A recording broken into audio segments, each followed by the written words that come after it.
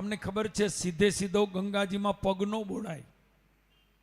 આપણે ત્યાં નિયમ છે, પેલા હાથનો સ્પર્શ કરી ગંગાજલને કમસે કમ આપણે આંખે અડાડીએ અથવા તો માથે ચડાવીએ અને પછી ગંગાજીમાં પગ મુકાય.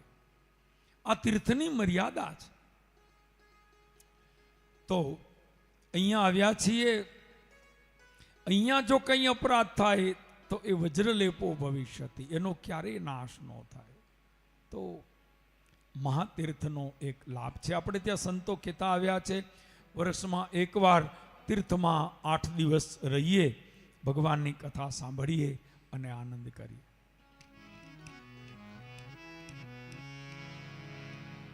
તો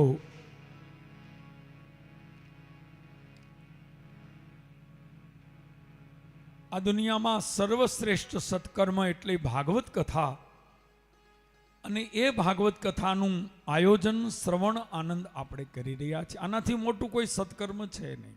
તો આપ લાભ લઈ રહ્યા છો. અને હું જોઉં છું કથામાં ઘણા ભાઈઓ બહેનો હાથમાં કાં તો માળા છે અથવા તો ઓલું કાઉન્ટર આવી ગયા છે અત્યારે, કેવા સરસ આ જો નવા લઈ આવ્યા છે, બહુ સરસ. અહીંયા મળે છે, ખાલી આમ દાબો એટલે કાઉન્ટિંગ થાય. એક મંત્ર બોલ્યા અને એક દબાવ્યું, બહુ સારું, બહુ જ સારું. ઈ બાને જપ થશે. અને કલિયુગમાં નામ જેવું કોઈ પુણ્ય નથી. નામ જપ જેટલો બને એટલો જપ કરીએ, જેટલું બને એટલું ભજન કરીએ. ભાગવતમાં પણ લખ્યું છે, યત્ફલમ નાસ્તિ તપસા ન યોગે ન સમાધિના તત્ફલમ લભતે સમ્યક કલો કેશવ કીર્તનાદ. કલિયુગની અંદર ભગવાનના નામનો જપ કરવો, એના જેટલું શ્રેષ્ઠ કોઈ ભજન નથી, એના જેટલું શ્રેષ્ઠ કઈ સત્કર્મ નથી. બીજું થાય કે ન થાય, પણ નામ જપ તો કરવા ને કરવા. સતત ભગવાનના નામનું સ્મરણ. ઓમ નમો ભગવતે વાસુદેવાય, ઓમ નમો ભગવતે વાસુદેવાય, ઓમ નમો ભગવતે વાસુદેવાય.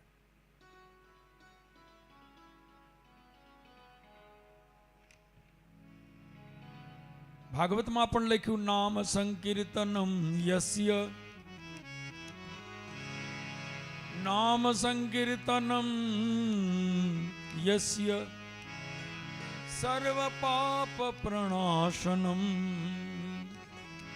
પ્રણામો દુઃખ સમનમ સ્તમ નમામિ હરિમ પરમ, સ્તમ નમામિ હરિમ પરમ.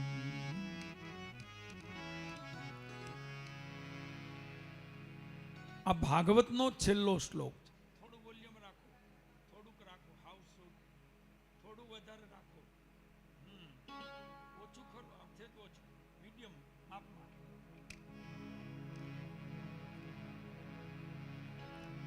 ભાગવતનો છેલ્લો શ્લોક વ્યાસજીએ લખ્યો. શું લખ્યો? નામ સંકીર્તનમ યસ્ય સર્વ પાપ પ્રણાશનમ. આટલું ભાગવત લખીને છેલ્લે કહ્યું કે કલિયુગમાં આત્મકલ્યાણનું શ્રેષ્ઠ સાધન છે નામ સંકીર્તન.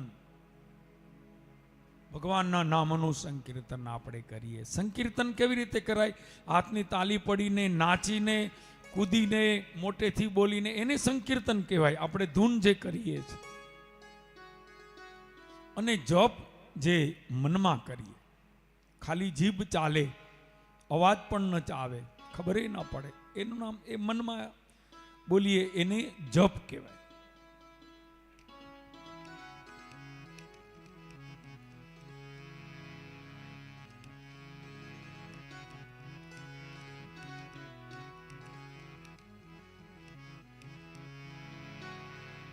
રામાયણમાં પણ લખ્યું કે કલિમલ કેવલ, કલિમલ કેવલ નામ આધારા,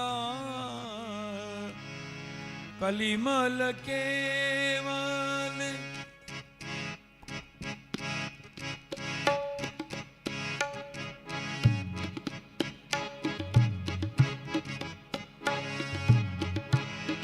કલિમલ કેવલ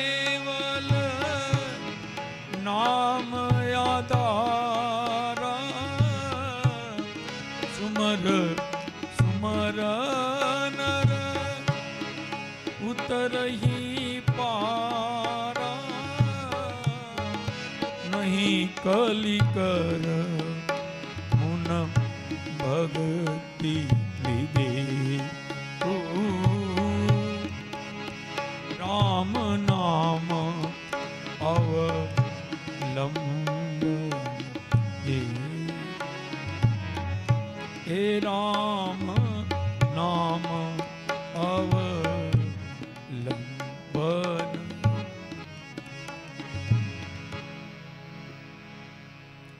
નહીં કલી કર્મો ન ભક્તિ વિવેકુ નામનો મહિમા બતાવ્યો છે. જપથી કીર્તનથી કોઈ પણ પ્રકારે કલ્યાણ કરે છે. તો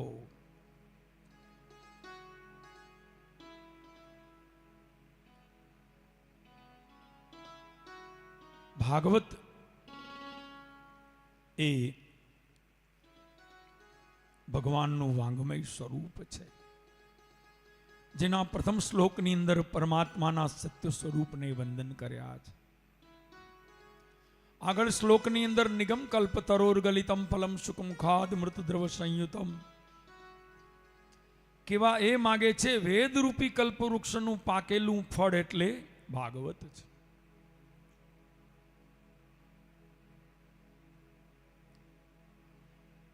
અન આગળ સુતજી મંગલાચરણ કરી અન કથાનો આરંભ કરે છે.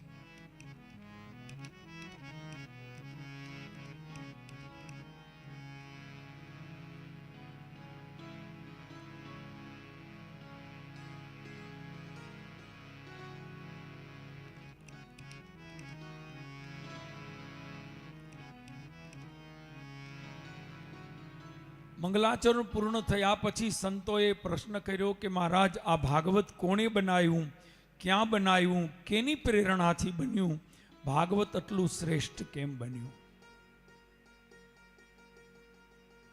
એ મહારાજ અમને કૃપા કરી એ કહો કે ભાગવત કોણે બનાવ્યું, કેની પ્રેરણાથી, કયા સ્થળે બન્યું, અને આ ભાગવત સુખદેવજી કઈ રીતે ભણ્યા, પરીક્ષિત રાજા કોણ?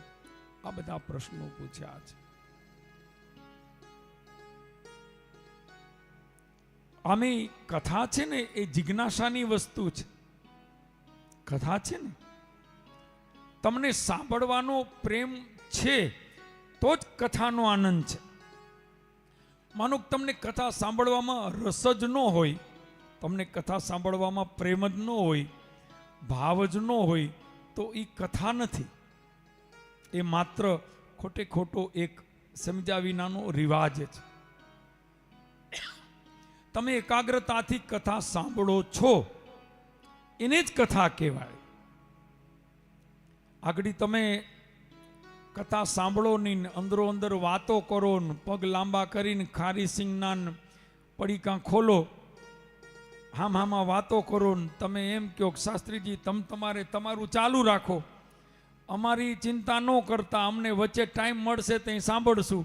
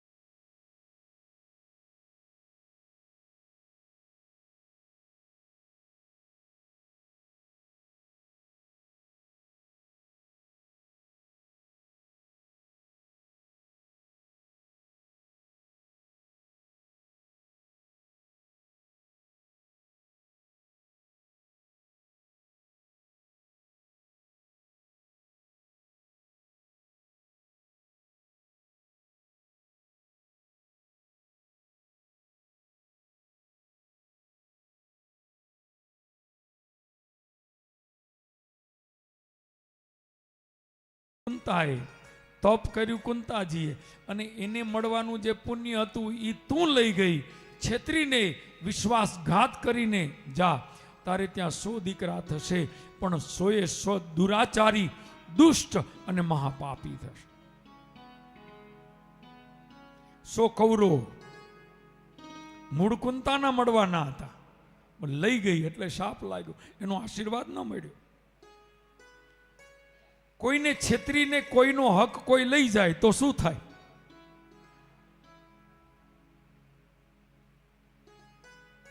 ઘણીવાર બધી વસ્તુ સુખ આપે એવું નથી હો. ઘણીવાર માણસને એમ થાય કે રૂપિયાથી સુખ મળે. ના, ઘણાને રૂપિયા અહીંયા અટકાણા છે, બારે ન જાય ને અંદરે ન જાય. રૂપિયા સુખ આપે? ભૌતિક વસ્તુ સુખ આપે? ના. માણસને સુખ અને દુઃખ એના કર્મો જ આપે છે. સારા કર્મો એને સુખ આપે અને ખરાબ કર્મ એને દુઃખ આપે. જેવા કર્મ કર્યા હોય એવું ફળ મળે. સુખ કઈ વસ્તુથી નથી મળતું. ઘણીવાર રૂમ આખો એસી હોય, રૂમ આખો આમ ઠંડક, રૂમમાં ઠંડક હોય, પણ અંદર હૈયામાં કાળી બળતરા હોય. અંદર કાળી બળતરા હોય, રૂમ આખો ઠંડો હોય, એનું શું કરવું? આખું ઘર સૂતું હોય અને આને ગમે એટલી ગોળી ખાય તોય રાતે નીંદર ન આવે, આનું શું કરવું? ઊંઘ પથારીથી નથી આવતી. સારી પથારીથી ઊંઘ માટે કંઈ સારી પથારીની જરૂર નથી. ઊંઘ તો એનો ટાઈમ થાય તો આવે. ભાગશાળી માણસ એવા હોય કોથરામાં સૂઈ જાય, નીચે સૂઈ જાય, અને ઘણાનો 1.5 લાખનો પલંગ હોય ને તોય નીંદર ના આવે. પલંગથી ઊંઘ ના આવે. સારું જમવાથી સુખ ન મળે. ઘણાને ભૂખ્યા નીંદર આવી જાય, ઘણા ભૂખ્યા સૂઈ જાય, અને ઘણાને ગમે એટલું ખવડાવો હોય તોય, ઘણાને પાણાય પચી જાય ને ઘણાને ગમે એવું પોચું આપો ને તો એ ઘૂમરે ચડે. ખબર નહીં કે હારું પચતું જ નથી. માણસને સુખ અને દુઃખ એના સારા અને ખરાબ કર્મથી જ મળે છે. સાધનથી સુખ નથી, સમૃદ્ધિથી સુખ નથી. સુખ માણસને એના સારા કે ખરાબ કર્મથી જ મળે છે. સારા કર્મો સુખ આપશે અને ખરાબ કર્મ દુઃખ આપશે. આમાં જેટલું છે એ બધું કઈ સુખ જ આપે એવું જરૂરી નથી હો ભાઈ.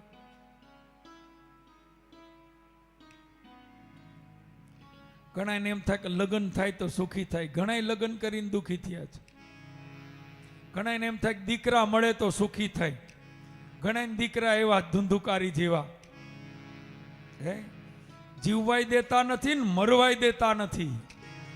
દીકરા સુખ જ આપે એવું કોણે કીધું? દીકરા દુઃખ પણ આપે. માણસને સુખ અને દુઃખ તો એના સારા અને ખરાબ કર્મો જ આપે છે. કર્મ પ્રધાન વિશ્વ કર રાખા. જેવું કર્મ કરશો એવું જ ફળ મળશે. ભાવ સારો રાખીએ, કર્મ સારા કરીએ, કોઈને છેતરીએ નહીં, વિશ્વાસઘાત કરીએ નહીં, હકનું લઈએ અણહકનું ન લઈએ.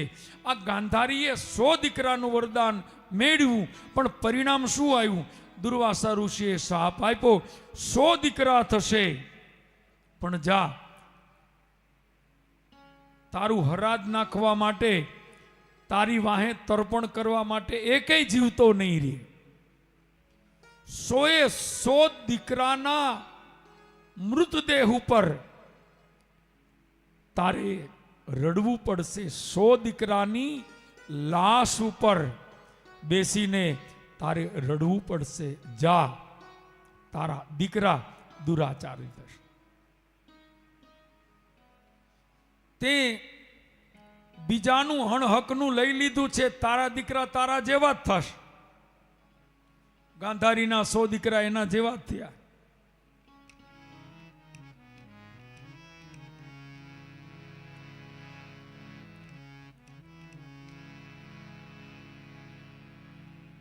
દુર્વાસાએ કુંતાને કહ્યું કે કુંતા તને 100 દીકરાનું વરદાન પેલી લઈ ગઈ, પણ એ તો એના કર્મનું ફળ એને મળશે. જા, હવે હું તને બીજું વરદાન આપું છું, 5 મંત્ર આપું છું, તારે ત્યાં 6 દીકરા થશે.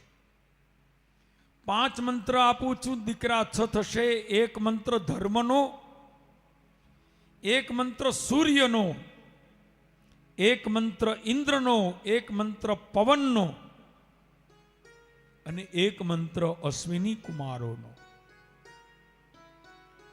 મંત્ર 5 છે, દીકરા 6 થશે. સૂર્યના મંત્રથી તું આ મંત્રને લગ્ન પછી તું આ મંત્રનો પ્રયોગ કરજે, અને મેં જે તને આ વરદાન આપ્યું છે એ બધી વાત તું તારા પતિને કરજે, દુનિયામાં બીજા કોઈને કહીશ માં.